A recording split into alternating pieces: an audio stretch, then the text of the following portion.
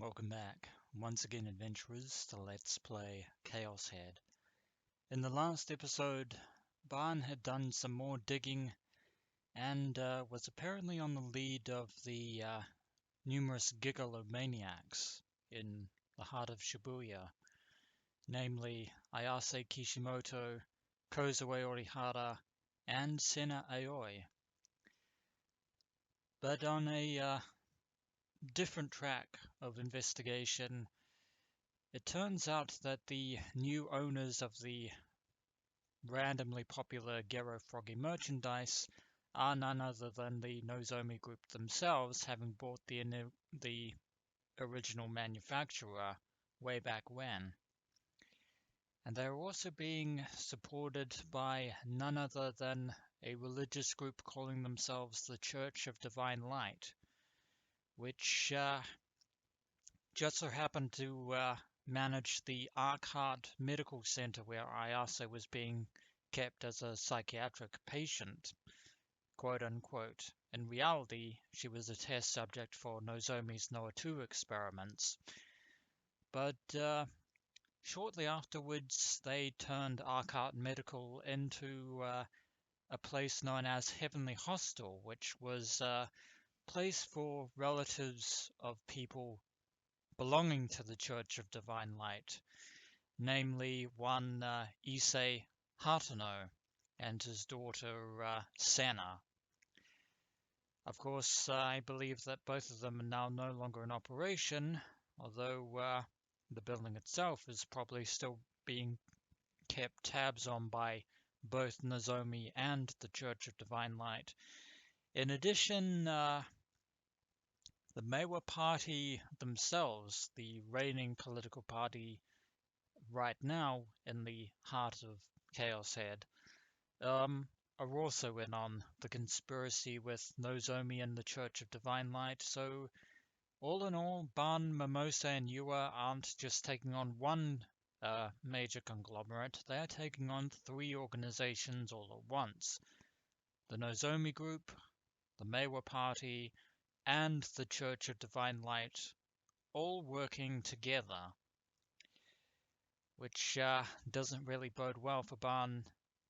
And again, on that subject, turns out that of all things, of all the times, Mamoru Suwa has been kidnapped by the mysterious Count Darth Spider and is being held hostage at the General Hospital of Tokyo.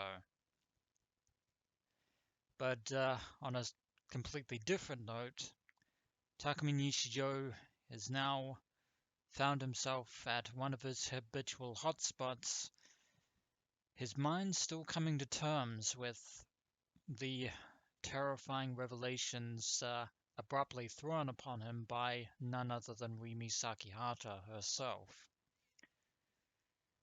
And that's where this episode begins after that rather lengthy recap. My feet automatically headed toward my base.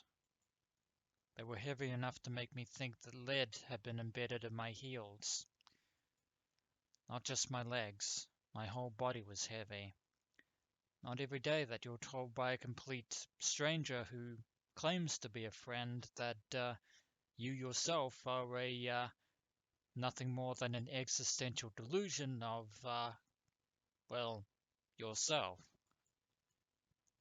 But I told myself this heaviness proved my body undeniably existed here, proved I wasn't a delusionary existence. Then again, gigalomaniacs have unfathomable powers, and it would stand to reason, given the situation as well as other events, that we already know for a fact that swords alone aren't the only objects that can be rebooted. And if not objects, why not people? I walked along with shaky footsteps. There was no one in the dusky city who paid attention to the likes of me. Until a short while ago, I dreaded people taking notice of me or making a laughingstock of me, and I inwardly called them names, saying, "Don't look at me." Now I wanted someone to look at me, and I didn't care who. I wanted to enter someone's sight. How the tables have turned yet again. I wanted someone to recognize me as being here. I sought such convenient things for myself. No one would look at me. If I let out a freakish yell, they'd probably turn contemptuous gazes on me, but I didn't have the energy to put into action. I gripped my cell phone in a sweat-drenched hand, the phone I'd gone to buy together with Nanami. A mere 4 numbers were recorded there.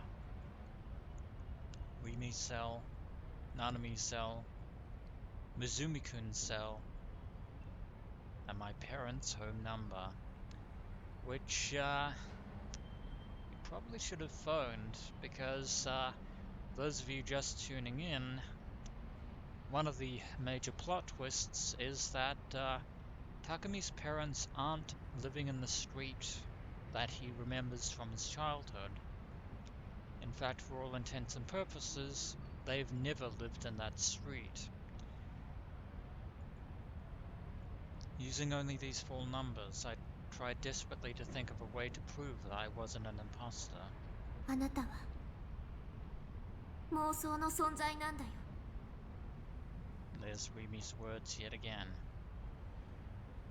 No, I'm not a delusionary existence or anything of the sort. I'm the real thing. I'm Takumi Nishijo. I'm 17 years old. I'm a junior at Suume Academy. I'm a member of a 4-person family. I'm... 助けて。僕を証明して。My trembling kept my teeth from coming together properly. It rattled. They rattled, sorry. I wasn't cold, yet I was shaking. This is even worse than the nightmarish situation on the O-front building. 助けてよ。Worse than when Takumi inadvertently first met Rimi Sakihata during the death of Professor Ota in the alleyway. Out of the 4 recorded numbers, the one I picked belonged to Mizumi-kun. Given that Takumi is too afraid now to call his parents' number given what happened. Hi. And surprisingly, Daisuke picked up. ミス。匠だろ。どうしたんだ。リミとうまいこと言ったか。ちゃんと童貞卒業できたんだろうな。Well, at least, some things haven't changed. 感謝しろよ。気を使って2人にしてやったんだからよ。To my relief, Mizumi-kun was the same as always. He knew of me, the way he was supposed to. He recognized me as Takumi Nishijo. That's why I'm not a delusionary existence or whatever. Rimi had only been lying after all. Hate to put the kibosh on that thought, but, そういえば、ついさっき美奈子から言われたんだけどよ。Minako, huh? え、美奈子。ああ、俺の女。Yes, the other person that Daisuke has in his life while he goes around chasing other girls. で、美奈子が言うんだよ。ここ1ヶ月ぐらい、日常と急に仲良くなったけど、なんでって。こいつ何言ってんだって最初は思ったんだけど、そもそも俺、普通だったらお前みたいなやつとは絶対関わろうとしねえんだよな。リミを通して知り合ったってのはなんとなく記憶にあるんだけどよ、細かいことはなぜか思い出せねえんだよな。 Oh dear. It was the same condition I'd experienced moments ago. No, I don't want that. Please don't say anything more. Unfortunately, it is the undeniable truth. Objects aren't the only delusions that gigalomaniacs can use. Memories as well, which sadly proves Rimi correct. Though all he had to do was talk about girls in his usual manner and leave it at that. Why only today of all days? お前さ、いつ俺とダチになったんだっけ？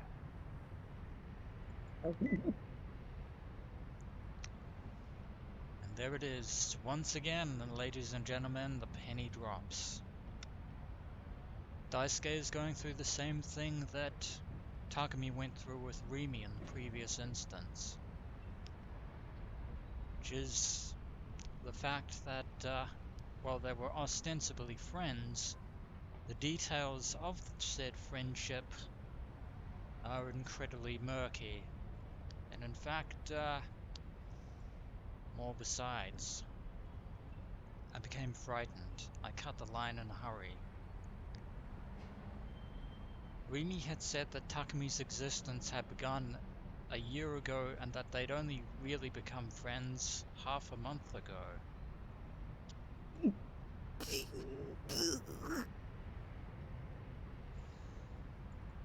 I was about to cry, but no tears came out. It was only the sensation of my heart being pulled to shreds.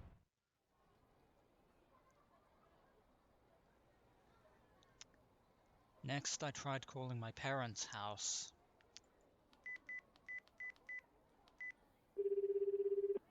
I somehow indicated the number with quivering fingertips, then pressed the send button. Nanami had entered my parents' number.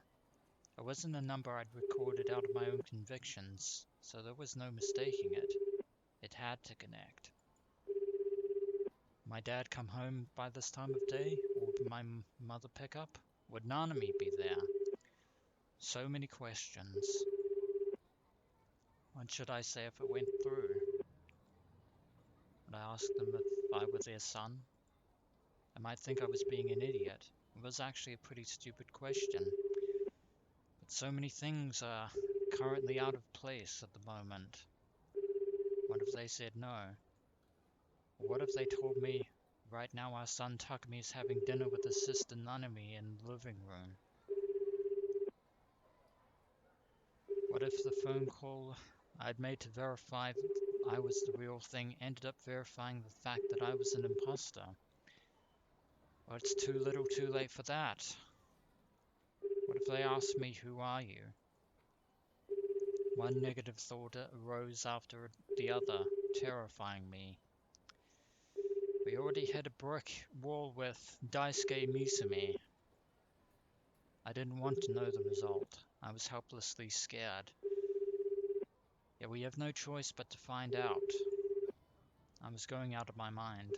My breath started to hurt me. I couldn't breathe well. That was when the call connected. Holding the phone to my ear, I braced myself.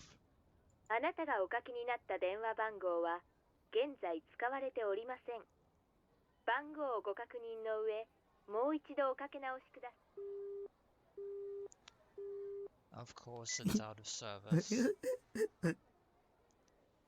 In other words, the phone number, like the house, doesn't exist. No one would verify that I was me. No one was there to prove it for me. I wanted to die. When I lifted my eyes, Yamanote Street was before me, with a vast number of cars coming and going across it. Maybe I would be better off dead. There was no value to an imposter's life.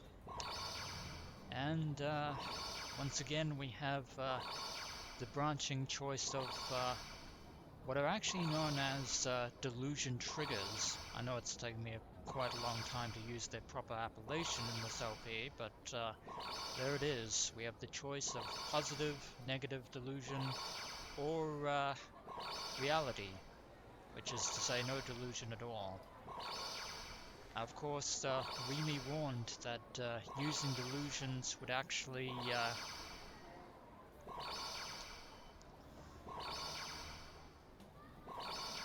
had negative impact on the real Takumi Nishijo.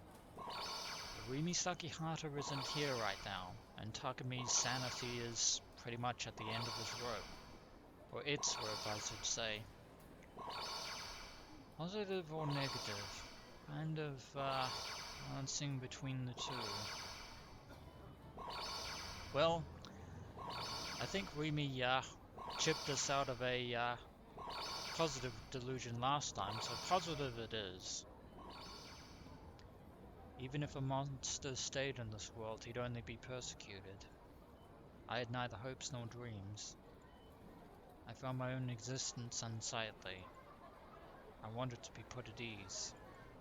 I'd be at ease if I died, because I wouldn't have to think about anything, because I wouldn't have to suffer from anything. Except suffer you shall, Takumi Nishijo. Because no one would laugh at me anymore, because no one would betray me anymore. Again, forlorn hopes. I wanted nothingness. I took a single step forward. I meant to take a step. My legs wouldn't so much as budge. They wouldn't move for me. Before I knew it, my knees were shaking. It is as you believed before in the past. Even though you wished for it, you want the exact opposite, which is to say, you want to live. And that contradiction is further ruining his heart. I couldn't work up the courage to do it. Even though I wanted to die so badly, terror of death wouldn't let me continue one step forward. I was the one who wanted to die. I was also the one who dreaded death.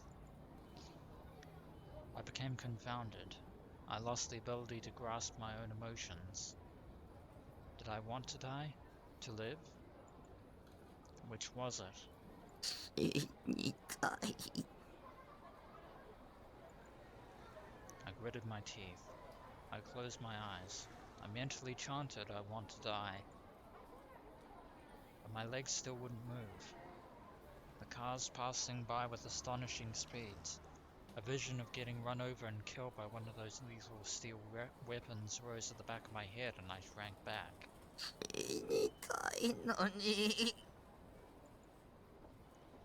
In the end, I sank weakly down in place. Even at this final stage, I was forced to realize that I was a useless, spoiled brat. I ended up thinking expedient things like how, since I was now crouching down here on the sidewalk anyway, maybe a car would skid and come crashing into me. It would be so much easier if I could die by some unavoidable force. Except, that's not how this story ends.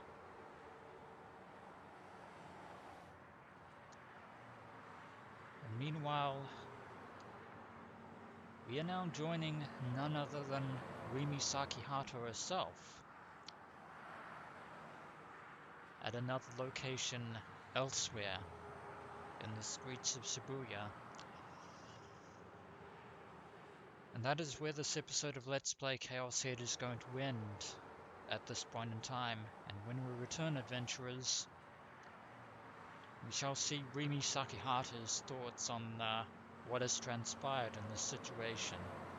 As always, adventurers, until next we meet.